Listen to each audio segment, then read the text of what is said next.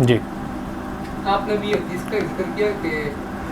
اگر جس جگہ پہ تصویر ہو تو وہاں پہ نماز نہیں ہوتی، تو اگر تصویر اس کو ہم کپڑا ڈال دیں تو پھر آئے نماز ہو جائے گی، جیسے ہماری جیب میں نوٹ اس پہ قیدن کی تصویر لگی ہوئی؟ جی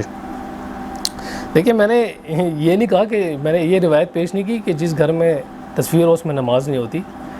حدیث میں اس بات کا ذکر آتا ہے، صحیح بخاری میں جو روایت آتی ہے کہ جس گھر میں تصویر یا کتا ہو ادھر فرشتے داخل نہیں ہوتے۔ نماز کا تو ذکر ہے ہی نہیں اس روایت میں، فرشتوں کا ذکر آتا ہے۔ نماز کا بہرحال آپ نے سوال کیا، اس کا میں جواب دے دیتا ہوں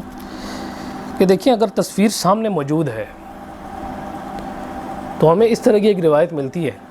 غالباً صحیح بخاری میں ہی ہے، اس میں آپ صلی اللہ علیہ وسلم گھر آئے اور آپ صلی اللہ علیہ وسلم کی نظر پڑی ایک پردے پر کہ جس پر تصویر بنی ہوئی تھی، تو آپ صلی اللہ علیہ وسلم نے اسے ہٹوا دیا وہاں سے۔ تو نماز پڑھنے کا جہاں تک تعلق ہے، آپ یہ دیکھا جاتا ہے نماز میں کہ آپ عبادت کس کے لیے کر رہے ہیں، سجدہ کس کے لیے کر رہے ہیں۔ اگر تو سامنے تصویر موجود ہے اور آپ اس تصویر کی عبادت کے طور پر نماز پڑھ رہے ہیں، اس کو سجدہ تصویر کو کر رہے ہیں، جیسے اکثر و بیشتر آپ مندروں میں دیکھیں تصویریں لگی ہوئی ہوتی ہیں۔ اب تو بڑی جدت آ گئی ہے مندروں میں بھی، مندروں میں اب یہ کرتے ہیں کہ وہ سینری لگا دیتے ہیں اپنے جو بھگوان ہوتے ہیں، ان کے جو خدا ہوتے ہیں۔ پہلے یہ ہوتا تھا کہ باقاعدہ اس کو مجسم طور پر ہاتھی کی تصویر بنی ہوئی ہے، اپنے ان کے ہنومان کی تصویر بنی ہوئی ہے،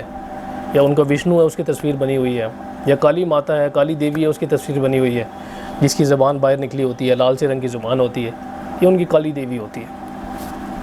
تو اگر آپ اس کی عبادت کے طور پر سامنے نماز پڑھ رہے ہیں تو پھر تو نماز پڑھنا جائز نہیں ہے، تو پھر شرک ہے بالکل۔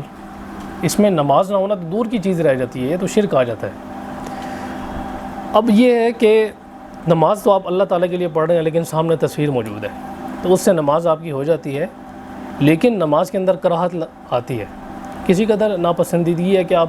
ایک ایسا کام کر رہے ہیں جو اللہ تعالیٰ کے لیے خاص ہے اور اس کے سامنے کوئی ایسی چیز موجود ہے جو آپ کی جو مائنڈ ہے اس کو ڈائیورٹ کر رہی ہے۔ اور اسی طرح جو ایک غیر مسلم جو عبادت کرتے ہیں بھگوان کی، اپنے اوتار کی، اس کی ایک مشابہت پائی جاتی ہے اس میں، کیونکہ وہ عبادت بھی اسی صورت میں کرتے ہیں کہ ان کے بھگوان سامنے ہوتے ہیں یا ان کی تصویریں سامنے ہوتی ہیں، اور آپ بھی عبادت اس طریقے سے کریں گے، اگرچہ آپ اللہ تعالیٰ کے لیے نماز پڑھ رہے ہیں تو تصویر سامنے ہوگی تو کسی کے اندر مشابہت لازم آئے گی،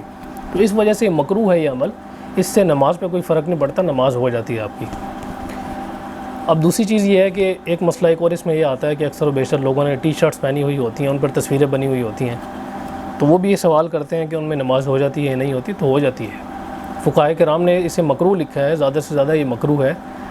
تو نماز ہو جاتی ہے۔ کوشش کریں انسان کے ایسے لباس میں نماز پڑھے کہ جس لباس میں آپ کسی بڑے عزت دار بندے کے سامنے جا سکیں۔ نماز تو خیر اللہ تعالیٰ کے سامنے حاضر ہونے کا نام ہے نا، تو نماز ایسے کپڑوں میں پڑھی جائے کہ جن کپڑوں میں آپ کسی عزت دار گھرانے میں جا سکیں، عزت دار بندے کے سامنے جا سکیں۔ اب اگر آپ نے تصویر والے کپڑے پہنے ہوئے ہیں تو آپ کسی عزت دار بندے کے سامنے تو نہیں جا سکتے، معاشرے میں بڑا برا لگتا ہے کہ یہ کس طرح اوچھا بندہ ہے، اس نے تصویر والے کپڑے پہنے ہوئے ہیں، اوپر جان سینا کی تصویر بنی ہوئی ہے اور ہاتھ اپنا لہلہا رہا ہے وہ، اور اسی طرح کسی اور ریسلر کی تصویر بنی ہوئی ہے، کسی کرکٹر کی تصویر بنی ہوئی ہے، تو اس وجہ سے اس سے جو ہے نا وہ تھوڑا سا پرہیز کرنا چاہیے، اور اللہ تعالیٰ کے سامنے جب حاضر ہو انسان مہذب انداز میں صحیح لباس کے ساتھ حاضر ہونا چاہیے۔ اگر نماز ہوتی ہے نہیں ہوتی اس کا حکم میں بتا چکا ہوں، لیکن ایک پروٹوکول بھی تو ہوتا ہے نا کسی چیز کا۔ نماز کا پروٹوکول یہ ہے کہ اللہ تعالیٰ کے سامنے آپ اس طریقے سے حاضر ہوں کہ گویا کہ آپ کسی بڑی شخصیت کے سامنے حاضر ہو رہے ہیں اور کسی عزت دار بندے کے سامنے آپ حاضر ہو رہے ہیں، اس طریقے سے آپ حاضر ہوں تاکہ آپ کا بھی اللہ تعالیٰ کے سامنے پروٹوکول ہو اور ایک اعزاز اور اکرام کیا جائے۔